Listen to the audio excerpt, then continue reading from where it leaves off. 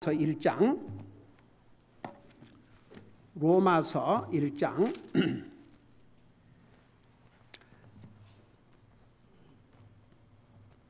우리 6절에서 8절까지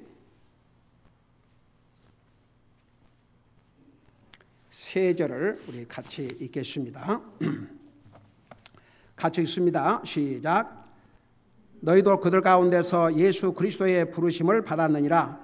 바울은 로마에서 하나님께 사랑을 받고 성도로 부르심을 받은 모든 사람에게 편지하노니 하나님 우리 아버지와 주 예수 그리스도로부터 은혜와 평강이 너희에게 있을지어다. 먼저 너희 모두로 인하여 예수 그리스도를 통해 너희 하나님께 감사하노니 이는 너희의 믿음이 온 세상에 두루 전하여졌기 때문이라. 아멘. 앉으시 바랍니다. 우리 잠깐 복습을 하고 8절을 공부하도록 하겠습니다. 우리 6절, 7절은 예수를 우리가 믿고 예수를 믿고 구원받으면 하나님과 어떤 관계를 맺는지를 자세하게 설명하고 있는데, 첫째는 하나님과 한번 관계를 맺으면 그 관계는 영원한 관계올시다. 변함이 없습니다. 하나님은 변함이 없는데 이제 사람이 문제지요. 사람 쪽에서 변하기 때문에 문제가 됩니다. 그러나 이제 하나님께서 우리에게 주신 이 약속을 보면, 여러분 우리 자세히 공부했으니까 복습만 잠깐 하고 지나갈게요. 6절에 보니까 너희도 그들 가운데서 예수 그리스도의 부르심을 받았다. 우리는 그리스도의 것이라, 그런 뜻입니다. 우리 것이 아닙니다. 한번 여러분이 어떤 물건을 돈 주고 샀다면 누구 것이 됩니까? 여러분 것이 되지요. 간단하게 여러분 것이죠. 여러분이 돈을 주고 샀든 누가 선물로 주었든 일단 여러분에게 주어졌으면 누구에게 속했습니까? 그것이 여러분에게 속했어요. 여러분의 것이에요. 근데 여러분의 것을 다른 사람이 뺏어가면 그건 도적이 됩니다. 도적질이 되고. 그러니까 여러분은 도적을 당하는 것이죠. 그러니까 한번 우리가 주님을 영접하고 구원받으면 우리는 주님에게 속해 있습니다. 우리는 주님의 것입니다. 우리 고린도전서 6장 19절에 보면 우리는 우리의 것이 아니요 주님의 것이라고 그랬습니다. 왜? 주님께서 그 피로 우리를 사셨기 때문에. 자, 그 다음에 두 번째는 7절에 보니까 바울은 로마에서 하나님께 사랑을 받고, 영어에 보면 beloved of God. 이 영어로 그 of라는 말이 참, 그래서 그 영어가 참 아름다운 것 같아요. 여기에 그냥 하나님의 사랑을 받고, 한국말로 그 의미보다도 beloved of God, 이 of라고 하는 것은 possession, 소유를 의미하고 있습니다. 하나님의 속해 있는 사랑을 받은 자. 그러니까 우리는 하나님의 사랑에 속해 있습니다. 여러분, 이제 부모 자식의 관계도 보세요. 이제 사람 관계지만 부모 자식도 이제 자식이 말이 안 들 때도 있고 뭐 이제 그런 경우가 있겠죠. 그렇지만 이 자식들은 부모의 사랑 속에 속해 있습니다. 자식은 부모의 사랑을 잊고 살 수 있을지 모르겠지만 부모는 항상 자식을 사랑하는 마음이 가 있습니다. 그와 똑같아요. 그러니까 사람도 그러는데, 아이고, 사람 중에서도 정말 요즘 세상이 얼마나 험해지는지, 이건 그 젊은 애들이 임신해갖고 그 자식들을 쓰레기통에 갖다 버리질 않나. 그러니까 과연 하나님께서 언제까지 참고 계실는지 참 어메이징이에요. 세상이 그 정도로 험해지고 있습니다. 그러니까 오죽하면 시편에 보면 부모는 자식을 버릴지라도 그랬어요. 부모는 자식을 버리지만 하나님은 버리지 않는다고 그랬어요. 그러니까 우리는 하나님의 사랑에 속해 있다, 그 말은 하나님께서 여러분을 향한 사랑은 변함이 없습니다. 근데 우리 쪽에서 문제입니다. 우리가 이제 하나님의 자녀로 삶을 살지 아니하면 하나님의 사랑을 의심하게 되고 죄책감을 느끼게 되고, 그러면 주님과 멀어지게 되고 그렇게 되는 거예요. 그래서 항상 우리는 하나님의 그 사랑을 잊지 말고 살아야 됩니다. 하나님은 변함없이 나를 사랑하고 계신다는 거. 그러니까 그 하나님의 사랑을 제가 전에도 한번 그 여화를 들은 것 같습니다만은 켄터키의 미국에서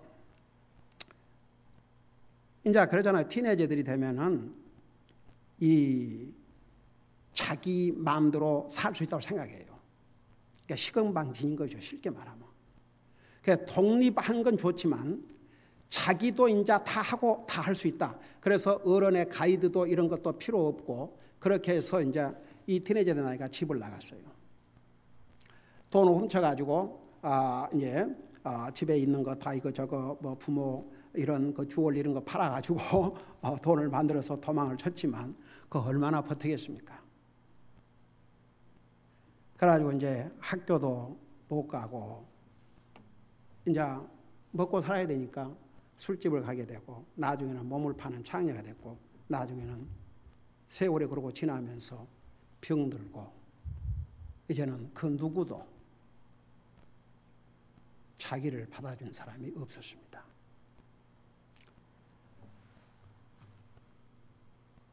그래서 이제 그야말로 홈레스, 불쌍한 처지가 됐어요.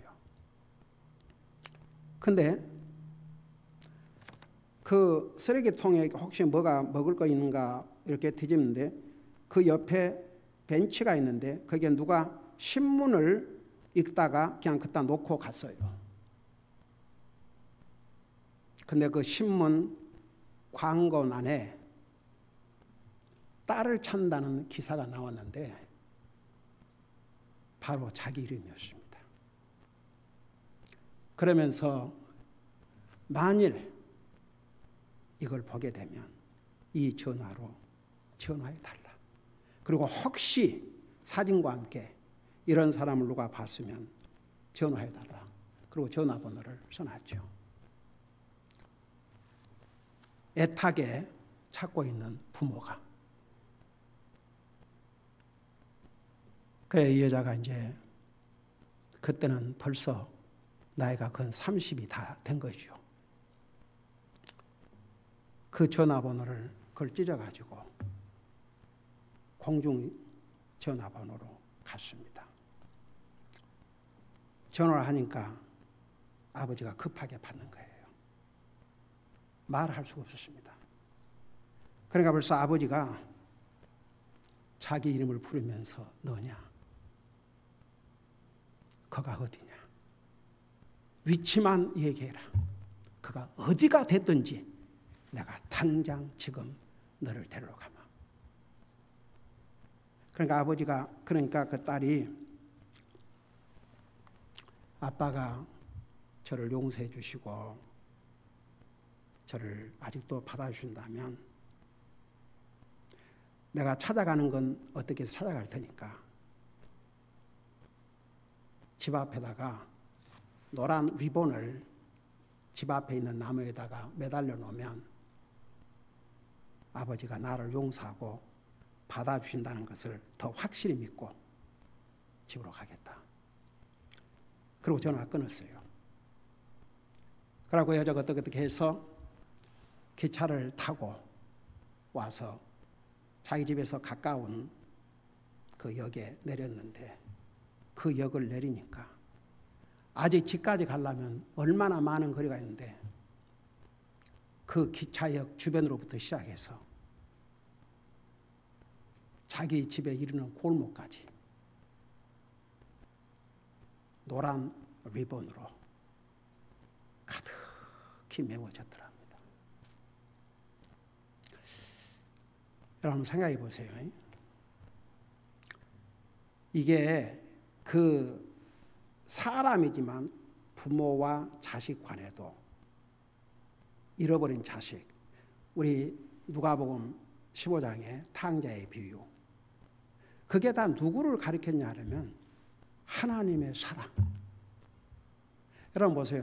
하나님은 우리를 사랑하시는데 언제 사랑하셨냐 그러면 우리가 주님을 알지 못한 그때에 로마서 5장 8절에 뭐라 하십니까? 아직 우리가 주님을 알지 못한 그때에 하나님께서 우리를 사랑하셔서 생명을 주셨다고 그랬어요. 근데 그 하나님의 사랑을 믿고 받아들이고 주님을 영접해봐요. 이제는 주님의 것입니다. 그래서 우리가 주님의 것이기 때문에 우리는 하나님의 사랑에 속해 있는 것이죠. 그러니까 여러분, 우리가 그 하나님과 나와의 관계를 알면 알수록 우리는 주님 떠나서 살 수 없다는 것, 주님 사랑 떠나서 살 수 없다는 걸 깨닫게 됩니다. 그 다음에 세 번째는 우리를 성도로 부르셨다고 그랬어요. 그러니까 성도로 부르셨다고 말은 세상과 완전히 구별됐다는 얘기입니다. 우리는 세상과 구별됐어요. 그래서 특별히 세 가지 면에서 우리가 성도라 그럴 때에 구별된 사람, 특별히 세상으로부터 구별돼서 하나님을 향해서, 그러니까 하나님의 특별한 목적을 위해서 우리를 구별시켰다는 의미가 바로 성도라는 의미입니다. 그래서 보세요. 이 성경에 보면은 고린도전서, 고린도 교회 성도들이 그때 당시에는 우리와 같은 이런 성경이 없었지 않습니까? 초대교회 성도들은. 그러니까 사도들을 통해서 복음을 듣고 구원을 받았지만 구체적으로 어떻게 하는 것이 하나님의 자녀로서 사는 삶인지 이런 것에 대해서는 너무나도 몰랐습니다. 그러니까 이제 많은 문제가 있었죠. 그런 문제들을 하나하나 풀어주면서 특별히 그들은 구원받은 하나님의 자녀들이니까 아직 베이비와 같은 크리스찬이었지만 그들을 계속해서 특별히 고린도전서에 보면요, 성도란 말을 참 많이 사용했습니다. 나와 여러분이 예수님을 영접하고 구원받는 순간에 우리는 성도가 되었습니다. 구별된 거룩한 백성들. 거룩하다 그 말이 세상과 구별됐다 그런 뜻입니다. 여러분, 우리가 거룩한 하나님의 백성들이 된 것입니다. 그래서 우리의 위치와 신분이 첫째 달라졌다고 그랬어요. 우리는 더 이상 세상에 속한 사람들이 아닙니다. 우리는 하나님의 거룩한 백성들입니다. 두 번째는 우리의 가치관이 달라졌다고 그랬어요. 하나님을 향한 우리의 생각과 마음, 그 다음에 자신에 대한 가치관, 그 다음에 다른 사람에 대한 가치관. 여러분, 우리 그리스도인은 정말 항상 하나님이 내 삶 속에 중심에 계셔야 됩니다. 우리 하나님이 우리의 삶의 첫째요 우선순위가 되어야 됩니다. 그게 흐트러지면 이제 우리 크리스천 삶도 흩어집니다. 그래서 하나님을 향한 가치관, 자신에 대한 가치관. 여러분, 우리가 겸손하다는 말과 자기를 함부로 한다는 것과는 다른 의미입니다. 우리는 겸손해야 됩니다. 겸손이 뭐냐 그러면, 여러분, 겸손이 뭐라 했어요? 겸손인 하나님을 향한 겸손, 사람을 향한 겸손의 의미가 다르다는데, 하나님을 향한 겸손이 뭐라고 그랬어요? 하나님 없이는 살 수 없다는, 이게 겸손이에요. 그 다음에 사람 사이에서도요, 교만한 자를 좋아할 사람 한 사람도 없습니다. 겸손한 사람을 좋아하죠. 세상적으로 많이 배우고 하지만 참 그 겸손한 걸 보면 참 사람이 좋다, 참 겸손하다 그러잖아요. 근데 별것도 아니면서 자기 잘난 척을 해봐요. 세상에 좋아할 사람 한 사람도 없습니다. 오죽하면 성경에도 하나님은 교만한 자를 물리치시고 겸손한 자에게 은혜를 베푸신다고 그랬어요. 교만한 자는 하나님 앞에서도 사람 앞에서 설 자리가 없습니다. 그러니까 여러분 보세요. 우리가 그 겸손이 뭐냐 그러면 저는 하나님 없이 살 수 없습니다. 바로 그 자세가 겸손입니다. 제가 요즘 이제 제 개인적으로 디보션을 위해서 읽고 있는 성경이 마태복음인데, 마태복음 18장에 보면 이런 말씀이 있어요. 제가 어제 내가 쉐했냐? 네. 가정예배 드릴 때도 쉐를 했습니다만은 예수님께서 이런 말씀을 하셨어요. 마태복음 18장에서 너희가 이 어린아이와 같이, 영어로 컨버트, 여러분 직접 눈으로 봐요. 이 아주 중요하니까 마태복음 18장을 잠깐 펴보세요. 마태복음 18장.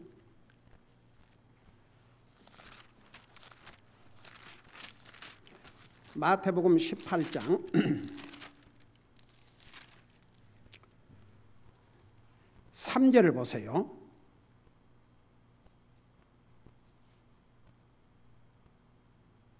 내가 읽고 설명할게요. 이 3절에 보면 이르시되 진실로 내가 너희에게 이르노니 너희가 회심하여 어린 아이들과 같이 되지 아니하면 하늘의 왕국에 들어가지 못하라고 그랬어요. 이게요 아주 중요한 의미가 하나 있는데 여기에 그 회심한다는 말 한국말로는 회심인데 영어로는 뭐라고 되어 있냐 그러면 converted. 여러분 예를 들어서 가령 이것을 이 마이크를 컨버트를 써서 악기로 만든다. 예를 들어 말하자면 이걸 컨버트 그러니까 한 용도로 쓰던 것을 다른 용도로 쓰도록 완전히 바꿔버리는 것이 컨버트입니다. 자 여기 잘 들으세요. 가령 예를 들어서 이 마이크를 가령 지금은 이제 마이크로 사용하는데 가령 이것을 다른 용도로 쓰기 위해서 이걸 완전히 바꿀 때 그걸 컨버트라고 그래요. 컨버트. 그게 무슨 의미인 줄 아십니까? 어떤 사람이 결국 하늘나라 가냐 그러면 컨버트가 돼야 돼요. 그러니까 전에는 세상을 위해서 자기만을 위해서 살던 사람의 용도를 바꾸는 거예요. 그 용도, 사용 목적이 딱 바꾸는 거예요. 누구를 위해서? 주님을 위해서 살도록. 그 용도를 바꾸지 아니하고 어린 아이와 같지 아니하며 그런데 그 어린 아이의 특징이 뭔지 아십니까? 아이는 100% 어린애는요 100% 부모를 의지해 버려요. 그래서 어린 아이들 이렇게 막 이렇게 해주고 그러면 깔깔대고 웃잖아요. 그 얼마나 그 무서워. 이거 잘못 떨어졌다가는 큰일 나죠. 이번에 풋볼 선수 그 브래들리인가 뭐인가 그 친구가 그냥 하도 거기는 많이 이기고 유명한 선수 아닙니까? 근데 골프를 치고 와서 아이가 좀 컸지요. 그러니까 한 4살 되나? 그 아이를 데리고 그 호수에 그러니까 그 위험하면 자기라도 들어갔겠어. 근데 이제 애한테는 그것이 잘못했다가는 근데 아이를 데리고 점프를 했어요. 그게 이제 그런 소위 유명한 사람들 그런 세상 이름이 알려진 사람들은 항상 그 사진 기자들이 돌아다니고 그러니까 그걸 사진을 찍어갖고 그게 이제 나왔는데 아주 비난이 굉장했습니다. 저러다가 만일에 아이가 잘못 죽을 수 있잖아요. 근데 그런 위험한 일을 했다고. 옛날 그 마이클 잭슨인가 뭔가 이제 세상에 떠났지만 그 자기 아이를 저 높은 창문에서 이렇게 밖으로 내놓고 그래가지고 또 얼마나 난리 났습니까? 근데 그 큰애를 데리고 그렇게 해봐요. 무서워서 막 안 하려고 그러겠죠. 근데 어린 아이다 보니까 완전히 맡기는 거예요. 둘 다 안 죽었어요. 다. 그런데 그게 이제 예수님께서 하신 여기에 포인트가 뭐냐면 주님을 완전히 트러스트하라 이 말이죠. 완전히 맡기란 얘기죠. 완전히 믿으란 얘기입니다. 그러니까 너희가 이렇게 컨버트, 그러니까 전에는 나를 위해서 세상 자기밖에 그런 사람이 이제는 하나님을 위해서 쓰임 받도록 이렇게 컨버트가 된 거죠. 바꿔진 거죠.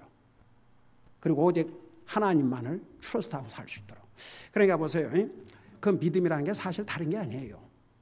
여러분 그러고 꼭 목사나 선교사나 돼야 주님의 쓰임을 받는 게 아니고 가령 그래서 우리 교회 제가 혼자 하나님의 사역을 합니까? 여러분 한 사람 한 사람이 하나님 앞에 쓰임을 받고 있는 거예요. 그러니까 하나님의 사역을 하고 있는 것입니다. 그래서 여러분 한 사람 한 사람 우리는요 예수님을 영접하고 구원받은 순간에 다 하나님의 일꾼들이 되었습니다. 그리스도의 일꾼들이 되었습니다. 그러니까 이제 여러분 이제 그런 걸 생각하면서 다시 로마서 1장 돌아가 봐요. 로마서 1장에 보면 우리는 이제 완전히 구별된 하나님의 백성들. 그래서 우리를 구별시킨 이유가 하나님 앞에 쓰임받기 위해서 우리 모두는 예수님을 영접한 순간에 이제 성도가 되었기 때문에 사용 목적이 아주 분명합니다. 그래서 이제 우리 삶의 목적이 뭐냐 그러면 바로 지난번에 그 부분까지 한 것 같아요. 우리의 삶의 목적을 한마디로 말하면 뭐라고 그랬습니까? 주님을 위해서 사는 게. 그래서 로마서 14장 7절 8절에 보면 우리가 살아도 주를 위해서, 죽어도 주를 위해서. 그러니까 우리의 목적이 잘 먹고 살기 위해 사는 게 아니고 주님을 위해서 사는 거예요. 우리가 건강해야 되는데 왜 건강해야 되는지 아세요? 주님을 위해 살아야 되니까. 그래서 우리가 건강 관리도 잘 해서, 그래서 우리가 여러분 아파 병들면 누워 있으면 어떻게 우리가 주님을 섬길 수가 있겠습니까? 그러니까 우리가 살아도 주님을 위해서, 죽어도 주님을 위해서, 목적은 똑같아요. 그러니까 내가 지난번에 그 얘기했죠. 정말 사람으로 태어나가지고 먹다 살다 죽다 그런 삶을 살아서는 안 되죠. 응? 살다 먹다 죽다. 그것은 짐승의 삶입니다. 우리의 삶의 목표는 분명히 있습니다. 주님을 위해서 살아야 됩니다. 근데 우리가 주님을 위해서 산다고 해서 그러면 우리의 모든 육신에 필요한 걸 하나님께서 외면하신다는 거 아닌 거 자세하게 설명했죠.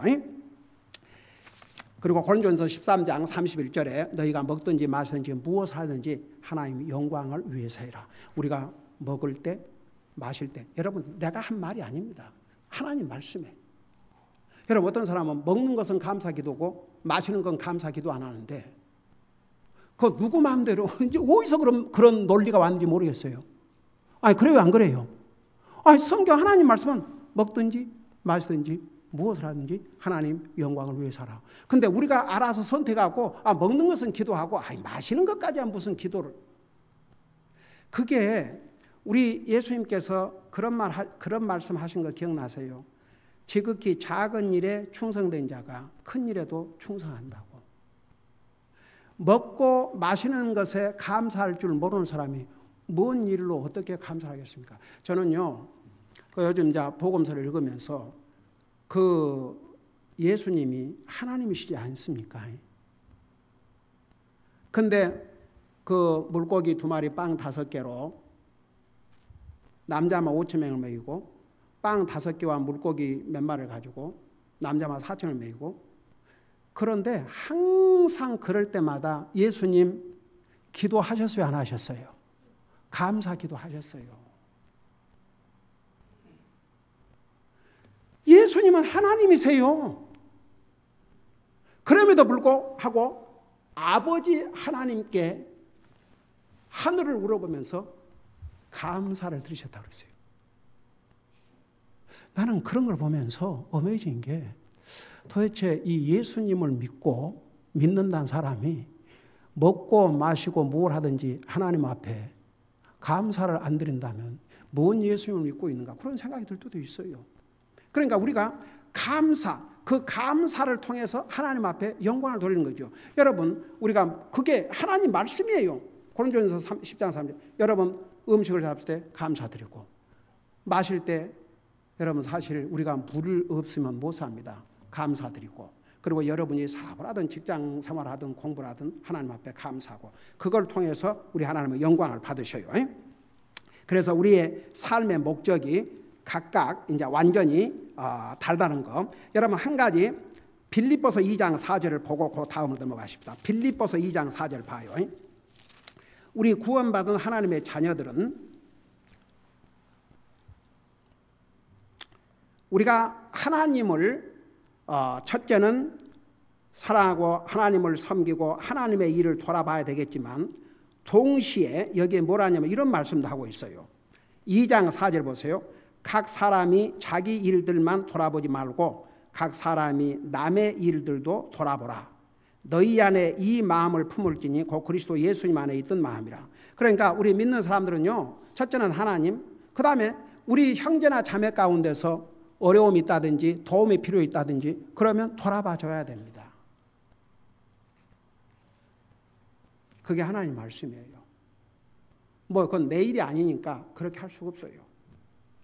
다른 사람의 일을, 그러니까 그 다른 사람 그럴 때 먼저 우리 믿는 사람은 우리 같은 우리 멤버가 어려움이 있다든지 그럴 때에 돌아봐주고 위에서 기도하고 돌아봐주고.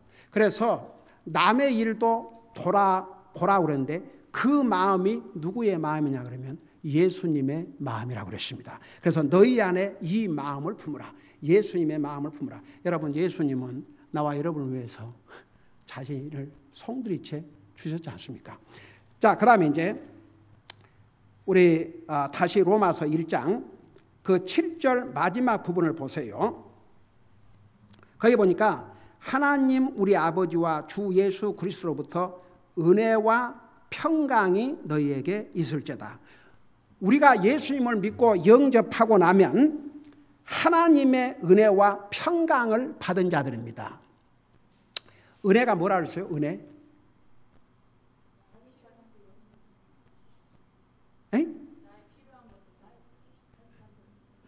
그러니까 이게 키 포인트예요. 받을 자격이 없는 나의 필요를 공급해 주시는 게 그게 하나님의 은혜예요. 우리 자격 없어요. 우리 천국 갈 자격 없습니다. 우리 자격 없어요.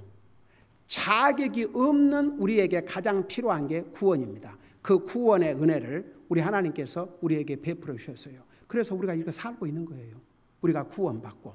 그리고 평강을 받은 자. 여러분, 우리 주님께서 내가 너희에게 평안을 주노니 내가 주는 평안은 세상이 주는 평안과 같지 않다고 그랬습니다. 여러분, 세상이 주는 평안과 하나님이 주신 평안을 비교해서 한다면 여러분, 주님께서 내가 주는 평안은 세상이 주는 평안과 같지 않다. 그 말씀이 무슨 뜻이에요? 세상이 우리에게 어떻게 평안을 줘요? 근데 주님이 우리에게 주신 평안은 세상에 주시는 평안과 같지 않다 그러거든요. 그게 뭐예요? 세상에 주는 평안이 뭐예요? 오케이. 일시적인 평안. 또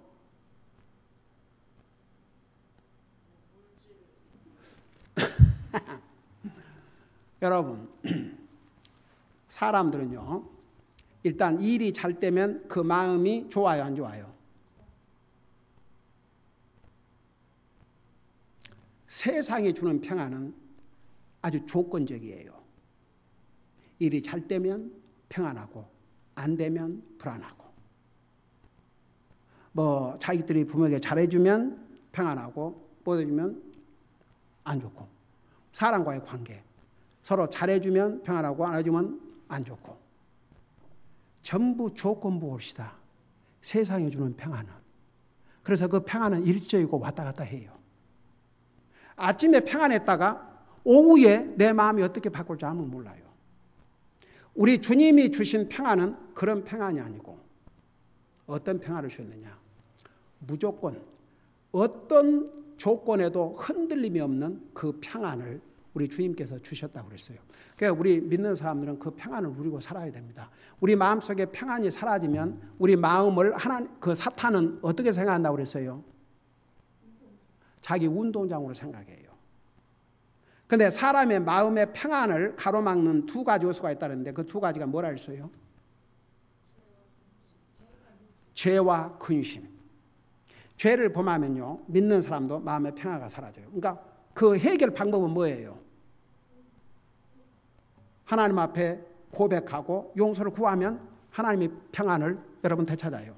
그 다음에 근심이 있을 때는 어떻게 평안을 되찾아요? 하나님 앞에 맡기는 거죠. 얼마나 그 사람들이 하나님 믿는다고 하면서도 참 연약한 것 같아요. 그러니까 예수님이 너희는 걱정하지 말라 그러면서 너희가 염려한다고 해서 키를 한 자나 더 키울 수 있느냐 그랬어요. 가령 키가 작은 사람이 염려한다고 해서 키가 확 늘어나요? 안 일어나요. 그러니까 염려는요 자동적으로 와요. 근데 그 염려를 이길 수 있는 건 믿음이에요. 그러니까 이런 자세. 아이고, 내가 걱정한다고 될 게 안 될 것이 되고 될 거 안 되고, 아이고, 다 주님의 선한 데 계신 줄 믿습니다. 주님 앞에 맡기겠습니다. 그럴 때 이건 상황은 여전히 똑같았는데도 마음의 평안이 와요. 어메이징이죠. 그게 믿음으로 사는 길이 옳시다. 앞서간 사람들이 겪었던, 이제 우리 수요일 날 우리 로마서 벌써 10장을 공부하고 있네요. 히브리서 10장을. 히브리서 11장 가면 뭐가 나와요? 믿음의 사람들에 대해서 나오죠. 한번 그거 봐요. 믿음의 사람들이 겪었던 고난은요, 이건 우리는 할 말이 없어요. 그냥 이건 고난이라고 말할 것도 없어요. 한번 보세요. 그 앞으로 히브리서 11장에 나오는 그 믿음의 사람들이 겪었던 그 삶을 보면요, 기가 막힙니다. 이건 오죽하면 그 마지막 부분에 가서 뭐라 하십니까? 세상이 감당할 수 없는 고난이었다고 그랬습니다. 근데 그것들을 다 믿음으로 극복했거든요. 여러분 보세요. 그러니까 우리가 믿음으로 산다는 게, 이 믿음은 누구든지 말할 수 있어요. 근데 믿음으로 산다는 것은 우리가 정말 살아야 믿음의 사람이라고 할 수 있습니다. 그러니까 보세요. 주님이 계신 곳에는 항상 은혜가 있습니다. 주님 앞에 나오면 그곳에는 평화가 있습니다. 왜냐하면 은혜와 평화의 소스가 바로 우리 주님이세요. 그리스도인이나 불신자나 모두가 다 하나님의 은혜와 평화가 필요한데, 불신자에는 무슨 은혜가 무엇보다도 필요하냐면 구원의 은혜가 필요합니다. 은혜 없이 구원 못 받습니다. 그 다음에 그리스도인은 우리가 하나님의 은혜로 구원을 받았으니까 우리 은혜 필요 있어요? 필요 없어요? 왜 우리가 은혜가 필요해요? 여러분 눈으로 직접 보세요. 히브리서 4장 16절. 우리가 옛날에 이 부분 다 공부했지만, 여러분 우리가 구원받은 하나님의 자녀는 이미 구원의 은혜를 받은 사람들이에요. 그럼에도 불구하고 은혜가 필요해요. 왜 은혜가 필요한가를 성경은 이렇게 말씀하고 있습니다. 그러니까 안 믿는 사람들은 정말 구원의 은혜가 필요하고, 우리 믿는 사람들도 계속 하나님의 은혜가 필요한데, 우리 히브리서 4장 16절에 보면 이렇게 말씀하고 있습니다. 여러분 보세요. 히브리서 4장 16절.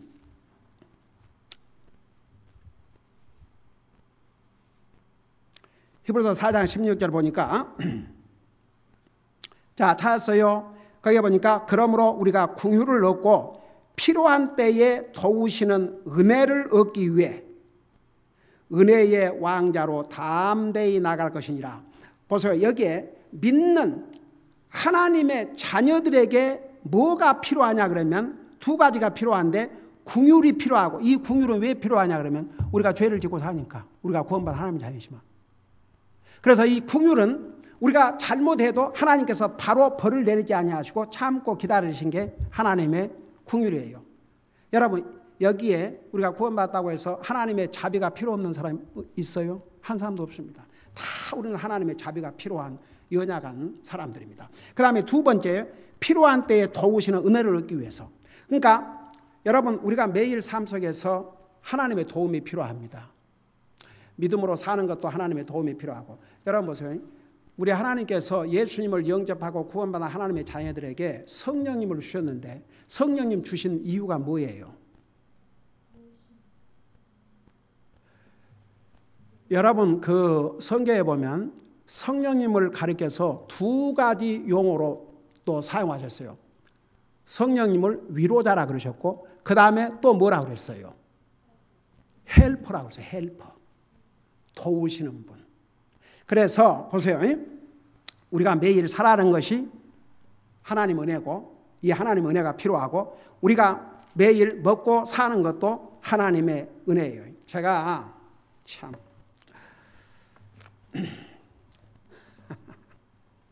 지난 금요일 날 어디서 전화가 들어왔는데 내가 그 전화를 못 받았어요. 메시지를 남겨놨어요. 아주 다주고하는 목소리로,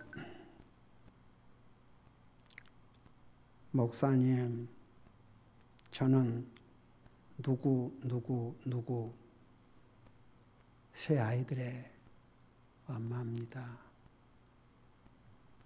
목사님, 전화 한번 해주세요.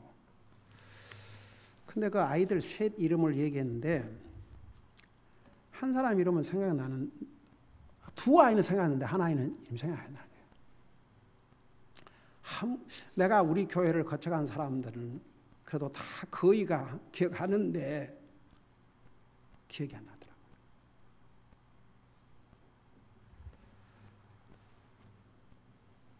26년 만에 제 목회 초창기에 우리 교회를 나왔었는데 그 다른 어떤 자매하고 좀 마음이 상해갖고 교회를 나와버렸어요.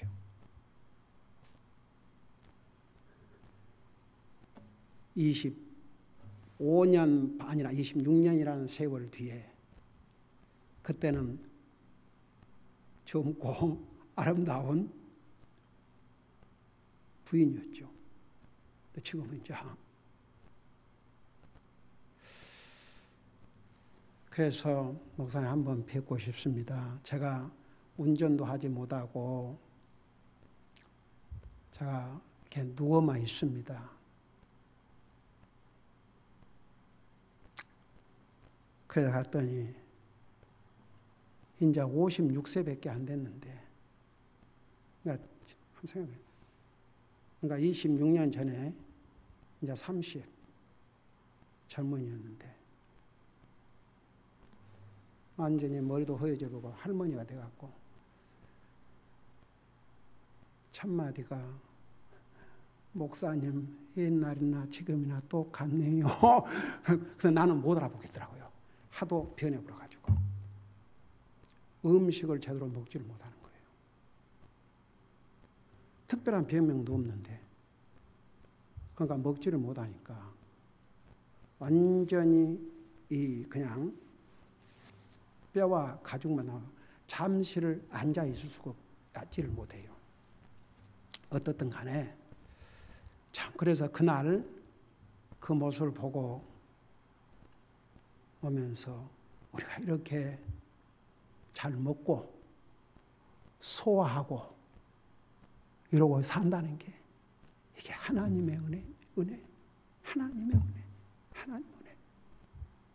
여러분, 우리가 정말 이렇게 매일 먹고 마시고 잘 소화하고 사는 것도 하나님의 은혜고, 우리가 일할 수 있는 것도 하나님의 은혜고, 우리가 사업을 하는 것도 하나님의 은혜고, 우리가 주님을 섬기는 것도 하나님의 은혜고, 하나님의 은혜가 없이는 오늘 살 수 없는 연약한 인생들입니다. 그것을 항상 하나님 앞에서 고백하면서 나는 주님의 은혜와 자비가 없이는 살 수 없는 연약한 인생입니다. 그러면 항상 주님을 의지하게 됩니다. 그게 약한 게 아닙니다. 강한 그리스도인이 그렇게 합니다. 강한 그리스도인일수록 더 주님 의지하고, 강하지 못한 그리스도인일수록 자기를 의지하고 살아요. 그래서 우리가 정말 하나님의 은혜와 평강이 없이는 우리는 살 수가 없습니다. 근데 우리는 보세요. 위치적으로 하나님의 은혜와 하나님의 평안을 받은 하나님의 백성들입니다. 얼마나 우리는 복받은 사람들입니까? 기도하십시다. 사랑의 아버지 하나님, 우리는 원래 죄인이었습니다. 우리는 하나님을 원치 않았습니다. 그러나 범죄한 우리 인생을 하나님은 사랑하셔서 우리의 죄값으로 우리 하나님이 사람의 모습으로 이 땅에서 죽으시고 그 주님을 믿음으로 우리의 죄를 다 용서해 주시고 하나님의 백성으로 삼아주시고 하나님의 사랑에 속한 자로 삼아주시고 하나님께서 우리를 성도로 부르시고 우리에게 세상이 줄 수 없는 평안과 은혜를 주셨습니다. 우리가 얼마나 복된 하나님의 사람들인가라는 것을 잊지 말게 하시고 항상 때를 따라 돕는 하나님의 은혜와 자비를 구하면서 항상 하나님의 은혜와 자비 가운데 사는 우리 모두가 되게 하여 주시옵소서. 감사합니다. 사랑합니다. 예수님의 이름으로 감사 기도드리옵나이다. 아멘.